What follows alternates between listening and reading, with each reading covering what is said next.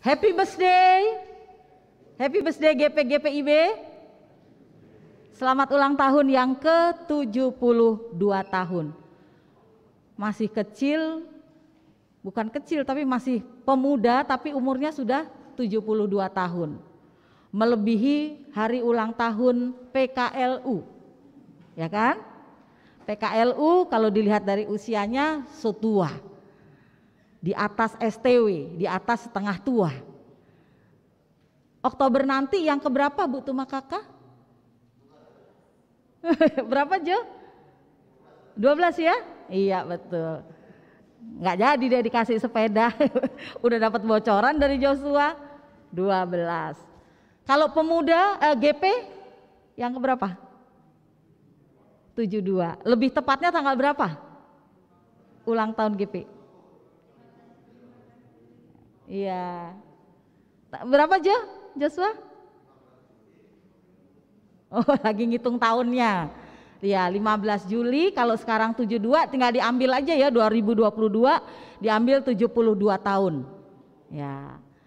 Nah, kalau usia 72 tahun berarti usia perjalanan gerakan pemuda sudah luar biasa.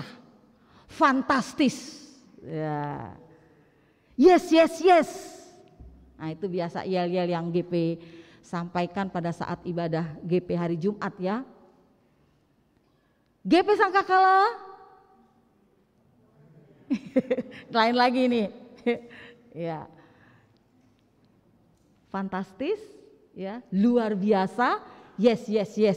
Dalam hal apa? Fantastis, luar biasa. Yes. Dalam melayani Tuhan. Bapak Ibu Saudara yang dikasihi Allah di dalam Tuhan Yesus Kristus, persembahanmu adalah hidupmu. Itu judul khotbah yang diambil dari Sabda Gunadarma dan SBU pagi.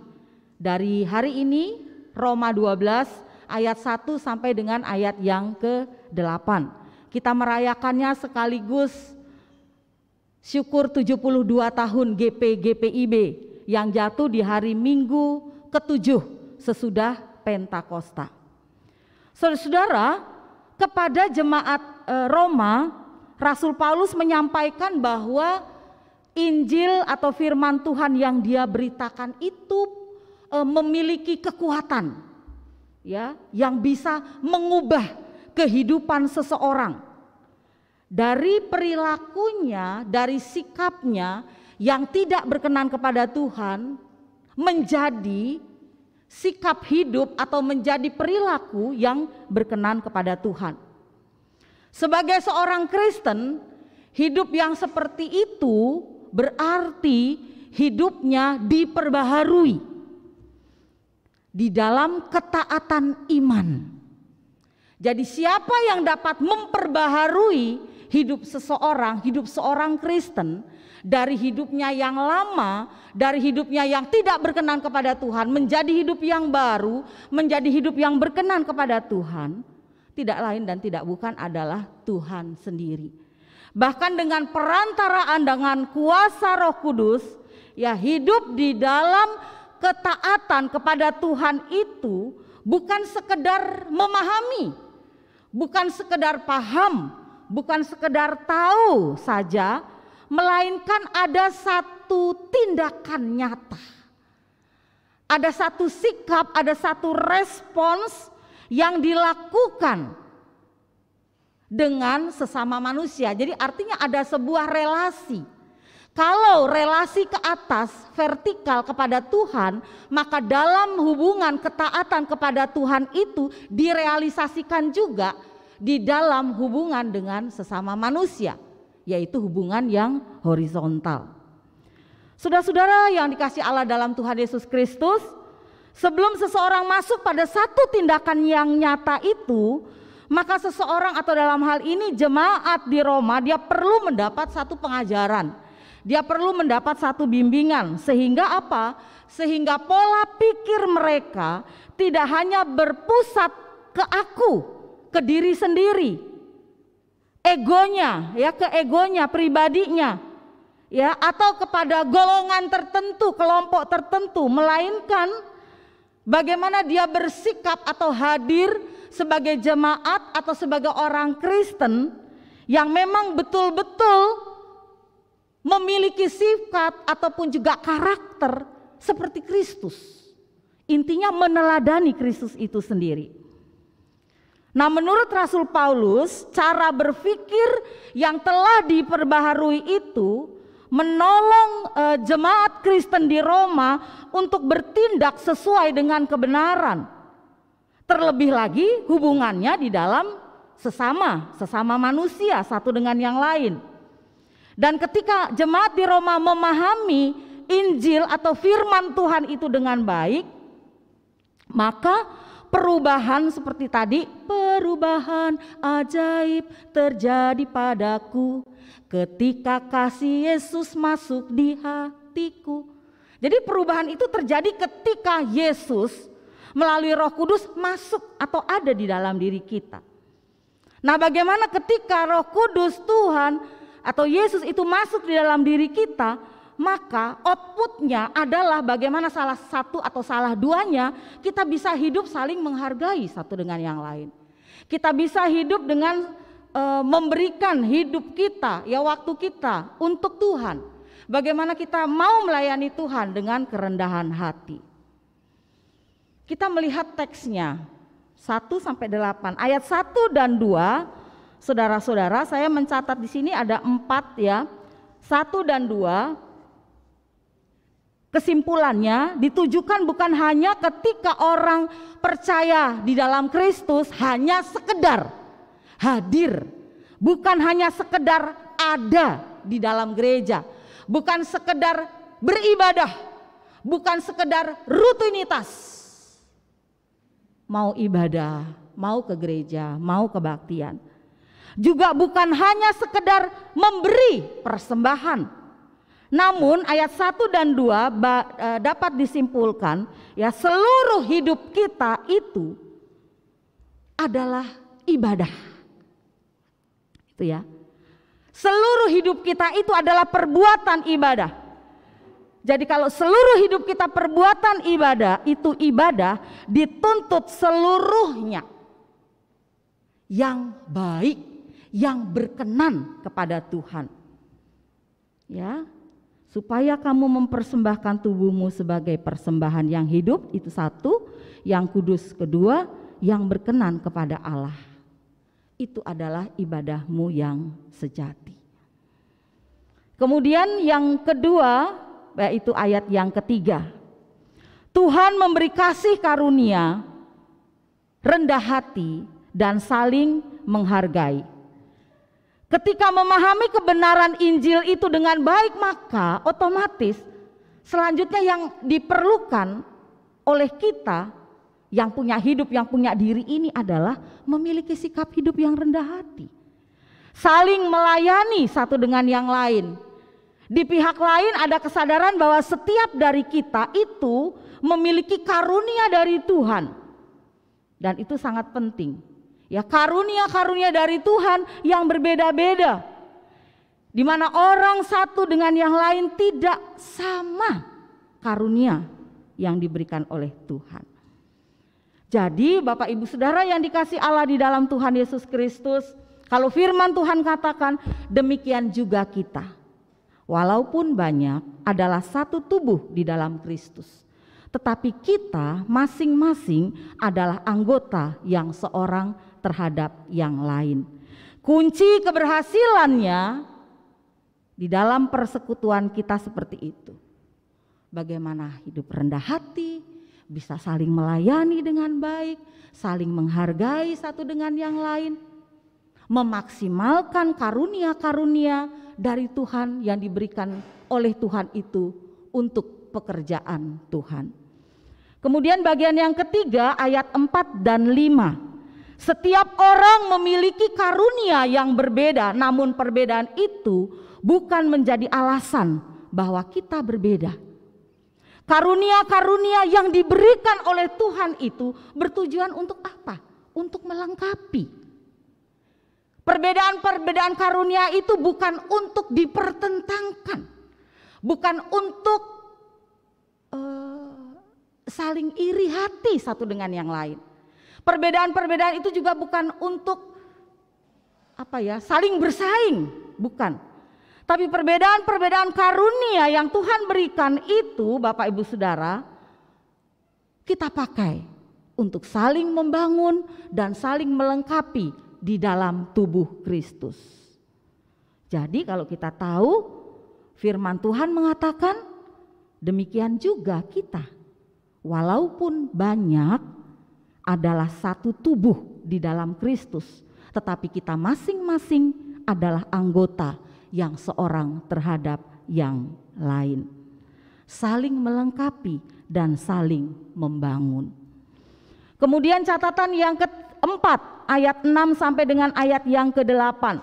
Rasul Paulus di sini menekankan bahwa karunia yang dimiliki hendaknya digunakan dengan baik, dengan benar, dengan sungguh-sungguh sesuai dengan ukuran iman yang dimiliki. Ukuran iman yang dimaksud di sini, ukuran iman yang seperti apa? Kita tidak bisa menilai iman seseorang. Imannya di level 10. Kalau rasa pedas bisa. Mau ayam geprek pedes level berapa? Level 50 bisa, level 3 bisa. Bisa dilihat, bisa diukur, kan begitu ya, bisa dirasakan. Tapi iman, apakah kita secara pribadi bisa? Imanmu lebih tinggi dari aku, level imanmu ya lebih rendah, aku levelnya 100, kamu cuma 10. Dari mana tolok ukurnya? Yang bisa menilai itu Tuhan, Bapak Ibu Saudara.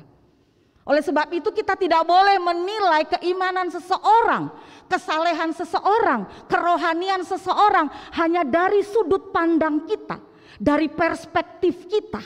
Sebab ketika kita melihat, menilai, memandang dari perspektif kita berbeda. Perspektif saya menilai, mengukur imannya Richard berbeda. Ya, ketika Pak Sumantri mengukur imannya Richard dari perspektif Pak Sumantri, kan begitu. Nah, lalu di sini kalau dikatakan ukuran iman yang dimaksud itu bukan pribadi. Ya, dilihat dalam konteks iman Kristen bersama. Ya, artinya ketika kita melihat Tuhan memberikan karunia-karunia yang berbeda-beda, di sini katakan, gunakanlah itu dengan baik sesuai dengan ukuran iman yang kamu miliki. Siapa yang tahu ukuran iman? Ya saya sendiri. Ya kan? Dan Tuhan tentunya yang bisa menilai ukuran iman saya itu sampai di mana batasnya. Apakah memang sudah turun sekali atau memang sudah terlalu over atau bagaimana, Tuhan yang tahu. Tapi maksudnya di sini Bapak Ibu Saudara, kita mau melihat semua itu dipergunakan untuk pembangunan tubuh Kristus. Karena dikatakan ada yang bernubuat. Karunia Tuhan berikan jemaat, ada yang bernubuat. Meneruskan kebenaran yang disampaikan Tuhan kepada hambanya untuk kemudian diteruskan kepada jemaat. Kemudian ada karunia untuk melayani, ya berkaitan dengan apa pelayanan yang dilakukan. Kemudian juga kalau dilihat selain pelayanan karunia untuk melayani, ada karunia juga untuk menasehati, gitu kan? Ada karunia-karunia yang saya pribadi mungkin saya nggak punya. Karunia saya tidak di situ, tapi karunia saya lain, bukan di situ. Karunia kamu apa yang sudah diberikan oleh Tuhan? Oke, saya menyadari pribadi saya bisa ngukur sendiri nih, itu kan? Karunia saya di sini nih, di musik, ya. Atau karunia saya di sini nih, di mengajar. Saya kalau disuruh mengajar lebih bisa dibandingkan dengan menulis misalkan gitu ya. Tapi ada yang lain, karunia saya menulis. Saya lebih bisa menulis, menuangkan ide-ide semua gagasan saya tulisan. Daripada saya harus cuap-cuap, daripada saya harus berbicara. Tapi mungkin ada yang bisa menulis, ada juga bisa berkata-kata. Nah itu semuanya berbeda-beda. Jemaat di Roma seperti itu. Sehingga ketika Rasul Paulus menginginkan saudara-saudara, semua apa yang mereka miliki itu pakailah untuk membangun jemaat. Kemudian berikutnya Bapak Ibu Saudara, apa yang mau disampaikan, kita melihat sehubungan dengan karunia-karunia tadi. Ada beberapa fenomena di dalam jemaat kita, di jemaat GPIB tentunya juga ya. Ada orang yang merasa dirinya tidak memiliki karunia rohani, sehingga dia tidak mau terlibat dalam pelayanan gereja. Tapi ada fenomena lain yang mengatakan ada yang sangat aktif di gereja, tetapi dia tidak memiliki karunia yang tepat gitu ya. Tapi aktif kemana-mana, tapi sesungguhnya kalau mau dilihat karunianya yang tepat itu kurang gitu ya, tidak ada dilihat untuk semua pekerjaan yang dia lakukan. Kalau orang katakan dia biasa serabutan, nah itu ya, serabutan, ada seperti itu. Tapi ada juga yang dia meyakini bahwa diriku ini gitu kan ya, dikaruniai oleh Tuhan. Lalu dia mengambil berbagai macam peran, ya, bidang pelayanan ini, bidang pelayanan itu. Tapi ternyata pekerjaannya sangat-sangat tidak efektif. Karena apa? Karena dia lakukan setengah-setengah. Padahal dia menyadari bahwa ini loh, karuniaku di sini, karuniaku di musik, gitu ya. Tetapi karena dia lakukan tidak dengan sepenuh hati, artinya dia lakukannya setengah-setengah sambil lalu nganggap gampang saja, nganggap ecel saja, maka itu tidak efektif di dalam pelayanan. Tapi ada fenomena yang lain, ada orang yang meyakini ya bahwa saya ini nggak punya karunia gitu ya. Saya merasa bahwa saya tidak punya karunia. Saya yakin dalam diri saya tidak punya karunia Tuhan Yesus. Tetapi dia sadar bahwa sesungguhnya sekecil apapun sesungguhnya itu ada karunia yang Tuhan berikan kepada kita. Meskipun dia mengatakan karunia aku kayaknya nggak ada deh, apa ya dek, apa ya kak gitu ya, apa ya bu, apa yang pak, apa sih karunia aku? Karunia itu kan sama juga seperti kalau karunia sesuatu yang diberikan oleh Tuhan yang berlebih, yang orang lain tidak punya gitu ya, tapi kita punya, Tuhan kasih sama kita. Tapi kita merasa bahwa kayaknya enggak ada nih. Dia merasa bahwa dia tidak punya karunia dari Tuhan. Padahal Tuhan tidak pernah memberikan nol. Ya, sekalipun satu kecil sedikit pasti Tuhan ada memberikan karunia. Hanya terkadang kita nggak sadar. Kita mengatakan enggak ada kok. Padahal dia lupa. Sekecil apapun itu, misalkan ya, mengantar seorang PKLU misalkan ya, dia telaten PKLU, mendengar keluh kesah, kalau ada seseorang lagi curhat gitu ya, tanpa dia menyelak, tanpa dia memotong, itu karunia talenta yang Tuhan berikan, menjadi pendengar yang baik. Tapi dia nggak sadar, itu bukan karunia, lupa.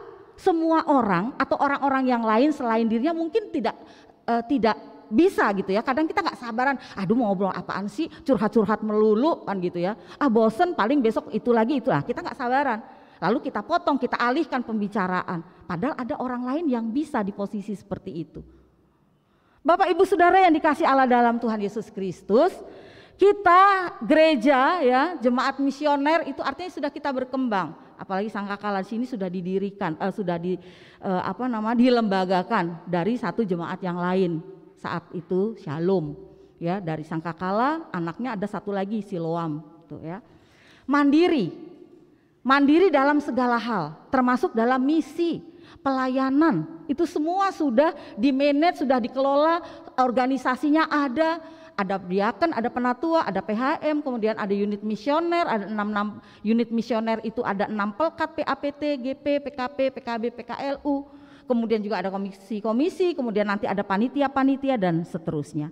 Nah, GPIB memahami dirinya sebagai gereja misioner. Ya, kata gereja dalam bahasa Yunani itu disebut eklesia.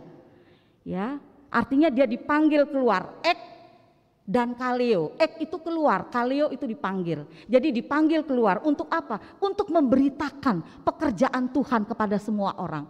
Jadi dipanggil keluar dari kegelapan menuju terangnya yang ajaib. Itu ya. Itu gereja pemahamannya.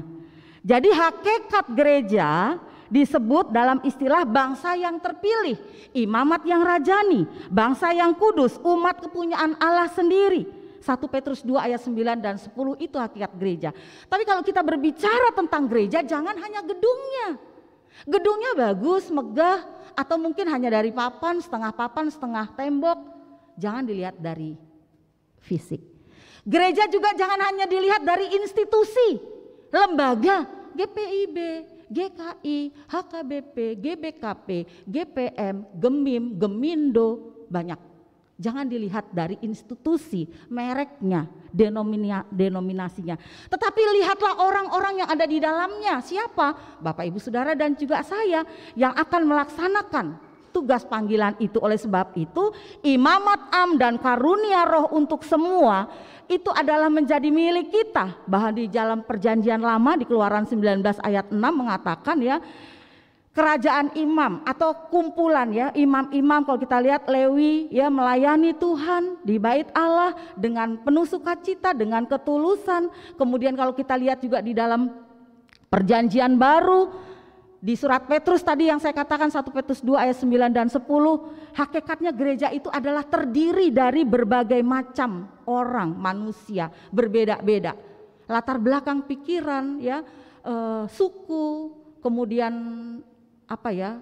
status sosial, golongan, ekonomi, semua berbeda-beda, enggak ada yang sama itu gereja. Bisa juga dikatakan imamat am karunia roh untuk semua adalah kita semua ini, himpunan orang-orang percaya yang disebut imamat yang gereja yang rajani itu tadi. Dia adalah merupakan satu komunitas, ya satu komunitas yang menyelenggarakan semua pekerjaan pelayanan keimaman. Yang menyelenggarakan itu orang-orang yang ada di dalamnya. Siapa saja? Bapak, Ibu, Saudara dan saya. Kalau saya sudah ditempatkan oleh majelis sinode pakai surat keputusan, kalau Bapak, Ibu, Saudara nanti pakai surat keputusan juga dari majelis sinode sebagai diaken dan penatua. Hari ini kita memasukkan nama-nama warga sidi jemaat yang berhak dipilih oleh Bapak, Ibu, Saudara. Bapak, Ibu, Saudara beberapa ada yang sudah memasukkan suaranya ataupun juga nomor ya, memasukkan nomor-nomor ke kotak suara 1, sektor 1 dan sektor 2. Jadi ya kita semua ini ya bekerja bersama-sama. Semua orang yang ada di dalam gereja, Bapak, Ibu, Saudara yang nanti terpilih atau bahkan yang sekarang ini sudah menjalani pelayanan hampir 5 tahun ya, tinggal beberapa bulan lagi hampir 5 tahun, itulah sebagai pelaku misi. Dan karunia roh dari Tuhan itu sudah diberikan oleh Tuhan kepada Bapak, Ibu, Saudara. Jadi kalau kita mau melihat karunia-karunia rohani di dalam kekristenan perdana itu, kita bisa lihat ketika pencurahan Roh Kudus ada pada diri murid-murid. Mereka pada saat itu diutus untuk memberitakan, untuk menyebarkan, melaksanakan, menyampaikan firman Tuhan ya kepada semua orang. Ya, ke seluruh penjuru. Ya, dari dari tempat yang terkecil sekalipun, dari Yerusalem sampai kemudian Asia kecil, sampai yang belum terjangkau, Rasul Paulus bersama rekan-rekan sekerjanya. Dia tidak bekerja sendiri tetapi ada rekan-rekan sekerjanya. Bahkan dia mengutus untuk berdua. Berdua ini yang selalu akhirnya dipakai patronnya oleh GPIB. 2 kita mengenal dengan 210. Misalnya 10 kepala keluarga. Ya, di daerah komplek Kodam ini 10 kepala keluarga itu ada 2 orang majelisnya, 1 penatua, 1 diaken. Kalau 20 kepala keluarga berarti ada 4 ya, kalau pakai 210-nya, 2 diaken, 2 penatua. Kan mereka juga diutus berdua Bapak, Ibu, Saudara. Ya, jadi kalau kita melihat memang karunia-karunia rohani dalam jemaat Kristen perdana itu jelas dipakai untuk itu tadi saya katakan, pembangunan jemaat Tuhan. Saya mencatat itu di slide, ada di Roma 12 ayat 6 sampai 8, 1 Korintus 12 ayat 7 sampai 10, 1 Korintus 12 ayat 28, 1 Efesus 4 ayat yang ke-11. Bahwa ada karunia bernubuat, karunia mengajar, karunia menasehati, melayani, memimpin, dan karunia-karunia yang lain lagi masih banyak. Nah, sekarang kita mau melihat bahwa tubuh kita ini satu ya, satu tubuh tapi banyak anggota. Saya gambarkan di sini dengan seseorang, dia punya lengan, dia punya sikut, punya mata, punya telinga, ya punya telapak kaki, punya dengkul, ya punya otot, leher, semua. Ya, satu tubuh banyak anggota. Firman Tuhan katakan karena sama seperti tubuh itu satu dan anggota-anggotanya banyak. Dan segala anggota itu sekalipun banyak melainkan satu tubuh, demikian pula Kristus. Jadi gambaran ini Bapak, Ibu, Saudara mau mengatakan kepada kita ini loh, Ya, tubuh Kristus itu seperti halnya juga kita yang terdiri dari berbagai macam anggota. Anggota ini diberikan karunia-karunia oleh Tuhan yang berbeda-beda. Atau saya memberikan gambaran juga seperti 1 Korintus 12 ayat 27. Satu tubuh banyak anggota. Kamu semua adalah tubuh Kristus dan kamu masing-masing adalah anggotanya. Jadi kalau begitu Bapak Ibu Saudara, apa yang bisa kita terapkan dalam kehidupan kita, aplikasinya? Yaitu dua, saya mencatat ada dua aplikasinya, pembelajaran yang boleh kita renungkan bawa pulang, yaitu satu, persembahan yang benar berkaitan dengan seluruh hati, jiwa dan akal budi. Dan wujud persembahan itu nampak dalam hubungan yang dibangun dengan Tuhan dan sesama. Jadi kalau kita melihat hubungan sesama kita dengan orang lain itu tidak baik, ya itu berarti Bapak Ibu Saudara kita belum memberikan persembahan yang terbaik untuk Tuhan. Tapi lihatlah, jikalau kita melihat di situ ada keakraban, ada persekutuan, ada kerukunan, ada kasih mesra, satu dengan yang lain saling mempedulikan, satu dengan yang lain gotong royong, satu dengan yang lain saling mendoakan, saling menasihati dan seterusnya, itu berarti kita telah memberikan persembahan kita kepada Tuhan yang terbaik. Persembahan ketika kita berbicara persembahan tidak hanya diukur, tidak hanya dinilai dari segi finansial, tidak sekedar dinilai dari uangnya saja, tapi bagaimana ketika kita juga bisa memberikan diri kita, hidup kita, waktu kita untuk Tuhan dalam persekutuan jemaat kita. Kemudian yang kedua, karunia yang dianugerahkan Tuhan perlu dikembangkan dan diberdayakan untuk saling melengkapi dan saling membangun. Itu kita aminkan ya Bapak Ibu Saudara, bahwa saya percaya saya punya karunia seperti ini. Saya ingin berikan yang terbaik untuk Tuhan ya, melalui karunia ataupun juga talenta yang sudah Tuhan berikan kepada kita sesuai dengan iman yang saya miliki. Jadi kalau kita hari ini merayakan 72 tahun Gerakan Pemuda GPIB, itu berarti kita mau melihat anak-anak muda ya, pemuda Kristen di Indonesia, pemuda Kristen di Sangkakala, kita semua anak-anak muda itu adalah generasi penerus. Ya, generasi penerus di tengah-tengah kehidupan bangsa dan negara, generasi muda yang dituntut untuk dapat mengimplementasikan nilai-nilai kekristenan dalam kehidupan sehari-hari.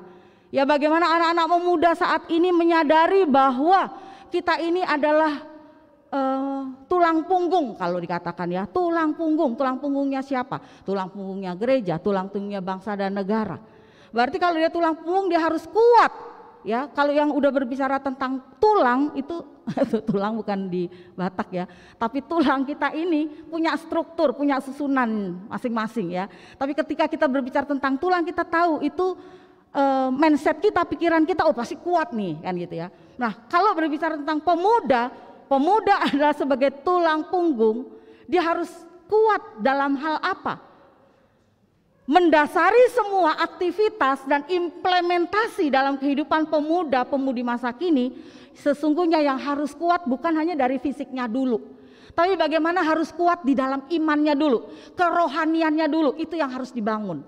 Ya, sudahkah pemuda-pemuda zaman sekarang yang merayakan 72 tahun itu punya kerohanian yang mantap, itu ya, punya rohani yang dewasa, gitu ya. Rohani yang mantap berarti saya tahu apa yang saya lakukan, saya tahu apa yang tidak boleh saya lakukan. Itu. Kalau saya main musik, ya kalau saya melayani di bidang pelayanan PL misalnya atau PF atau mungkin juga di dalam doa syafaat atau yang lain-lainnya. Nah, apakah ketika kita melayani itu, melakukan itu, ya apakah itu kita lakukan dari hati kita, gitu ya? Apakah sekedar biasa aja sih main kayak gini, kayak di luar-luar juga aku main gitar gitu ya. Kayak di luar-luar juga aku main piano, main keyboard, kayak di luar ya biasa lah gitu ya. Apakah seperti itu? Atau ketika kita hadir di sini kan tim Mulmed memang rata-rata pemuda ya.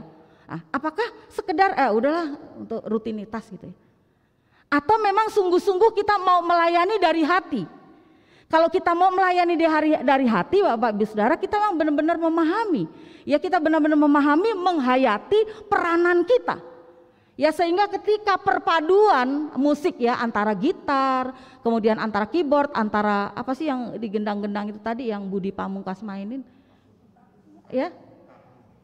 Kahu. kahun. Ya, kahun. Tidak menonjol satu sendiri ya, maksudnya gitarnya nggak menonjol sendiri atau pianonya menonjol sendiri, enggak, tapi merupakan satu perpaduan yang harmonis, kan gitu ya. Nah itu kalau kita memang benar-benar memainkannya ya dengan irama, dengan alunan, dengan penghayatan, kemudian syair-syair lagu yang tadi nyanyikan, ku bersyukur Bapa. Jadi bukan sekedar ku bersyukur Bapa, enggak, tapi dihayati ya. Kana na na na na na na na na na na. Ya, aduh. Kita benar-benar merasakan betul-betul aku bersyukur. Kan begitu ya. Nah itu maksud saya, jadi bukan sekedar sambil lalu aja. Main musik ya sambil lalu, baca Alkitab ya begitu aja. Terus kemudian memainkan peranan, melakukan kegiatan biasa saja. Tidak benar-benar kita resapi dan hayati. Nah itu kembali ke pengkhotbah bacaan kemarin jadi sia-sia. Karena apa ya? Karena kita lakukan biasa-biasa aja. Tapi kalau kita lakukan dengan setulus hati, kita keluar dari hati, persiapannya yang mantap. Oke lah, udah persiapan kadang salah juga ya. Maklumin lah manusia kadang udah persiapan iya tapi salah baca, misalnya kurang itu harus dibaca tapi dia nggak baca itu, ya udah kita anggap wajar aja ya, biasalah, maklumin aja, tapi kan udah persiapan tadi ya. Tapi yang maksud saya adalah ketika kita percaya, yakin karunia Tuhan berikan kepada kita, maka marilah kita pakai ya semua itu untuk kemuliaan nama Tuhan, sekecil apapun karunia dan talenta yang Bapak Ibu Saudara miliki, termasuk ketika nanti Bapak Ibu Saudara terpilih, ada bakal calon yang terpilih lalu kemudian ikut pembinaan tahap pertama ya, jangan mundur dulu ya, jangan maksud saya jangan mengundurkan diri dulu. Mau berperang kok udah mundur ya, perang dulu kan itu ya, nggak apa-apa. Tahap pertama ntar kan ada tahap kedua, waduh ada namanya ini tidak apa-apa ya. Kita berdoa sama Tuhan, kalau Tuhan memang izinkan waktu kita untuk melayani Tuhan, Tuhan izinkan untuk melayani di jemaat kita di sini, kita harus menerimanya dengan senang hati, dengan penuh ucapan syukur, dengan sukacita itu ya. Nggak boleh baku tolak, tidak boleh menolak. Digumuli Bapak Ibu Saudara, kalau merasa aku nggak pengalaman, aku nggak bisa bicara, aku bisa ngomong, aku nggak bisa berdoa gitu kan, aduh ntar disuruh berkhotbah lagi, itu nanti Tuhan akan lengkapi ya, Tuhan akan sempurnakan. Hati kita dulu kita buka untuk Tuhan, biarkan Tuhan hadir, masuk, mengisi hati kita, lalu kemudian kita menjawab pergumulan kita. Kapan lagi? Oke, saatnya saya akan melayani Tuhan. Apalagi dari anak muda. Ya silakan dari anak muda bangkit gitu ya. Banyak anak-anak muda, ayo silakan kita melayani Tuhan sama-sama. Di bidang masing-masing kita bisa orang katakan gotong royong gitu ya. Di bidang satu dengan yang lain kita mengerjakan tugas-tugas pekerjaan yang sudah Tuhan percayakan kepada kita. Jadi Bapak Ibu Saudara yang dikasihi Allah dalam Tuhan kita Yesus Kristus, mensyukuri syukur GP yang ke-72 tahun ini, kita boleh meyakini, percaya bahwa nanti 73 tahun pun kita percaya dan yakin Tuhan menyertai GPIB umum dan secara khusus 73 tahun depan Tuhan sayang, Teteh Manis sayang, panjang umur, kita masih bisa bertemu kembali, kita masih bisa berdoa, kita masih bisa bertatap muka, kita bisa main musik yang bagus seperti tadi, kita masih bisa bernyanyi ya. Tuhan sayang, 73 tahun umur panjang itu ada di tangan Tuhan dan Tuhan berikan kepada kita. Oleh karenanya sekarang ini memasuki menyongsong nanti yang 73 tahun itu, nggak usah pikir yang macam-macam, tapi jalani ya, nikmati, syukuri hidup yang adalah pemberian dari Tuhan apapun itu bentuknya, dan berikan yang terbaik untuk Tuhan. Amin.